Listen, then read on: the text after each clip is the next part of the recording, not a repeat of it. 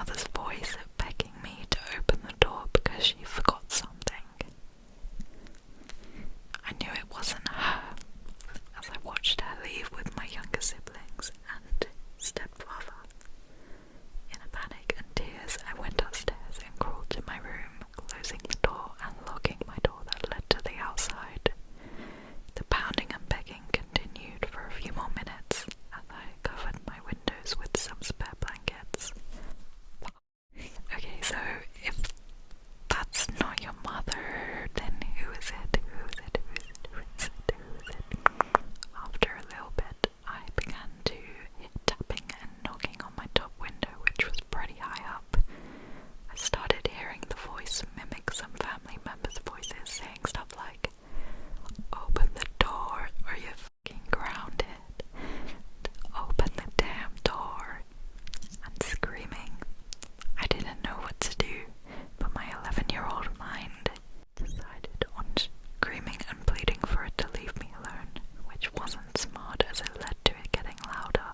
Well, we know that the precautions is to do not get involved with it, do not intervene, do not say anything to it, do not even acknowledge that it's there, like, just ignore it. After maybe 40 minutes, it stopped and I thought it was over, but my generator shut off even though it was full. Shaken up, I knew I had to go outside to check on it. No, don't go outside, don't go outside. So I grabbed a metal baseball bat that we had by the door and went outside. No, don't go outside. Shaking and crying, I checked it and it showed there was no fuel. Oh god, this isn't gonna end well, is it? I heard some weird sounds and out of panic I grabbed my cat, put him in my bag and tried to bike off, but failed and ran back home crying since I was scared. Just hide, bro, just hide under the covers. For some reason, the blanket always saves you. Like, just hide under the covers, and for some reason they don't get you there. My mother had ended up coming home after an hour or two, and my stepdad dealt with the generator while my mother scolded me for being stupid. It was pretty windy, so I made up an excuse saying I thought a tornado was coming, which he believed and called me dumb. After that, they left again, and I watched the truck drive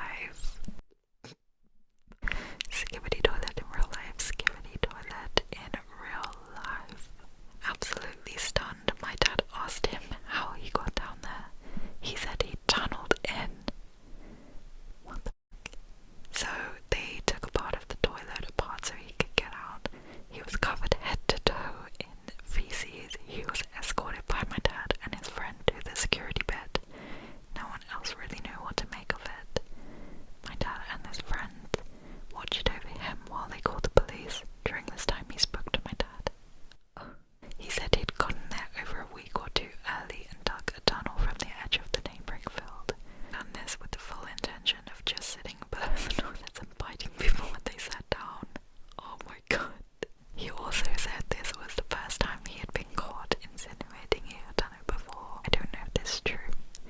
According to my dad and his friend, the man was incredibly friendly and polite, but in their words, was completely dead behind the eyes. Like, even if he was looking straight at you, it's like you weren't there. Okay, he's got that 1,000-mile stare there, freaking fluoride stare, you know what I'm saying? Okay, what? On more than one occasion, the man licked his lips. Ew. Which were like covered in ew. Okay. The man wouldn't answer questions about his name or anything like that, and would just answer by waffling about the festival. According to my dad's friend, at one point, while the man was saying how good the festival was, he swore he heard them say under his breath, "A shame they don't let children in."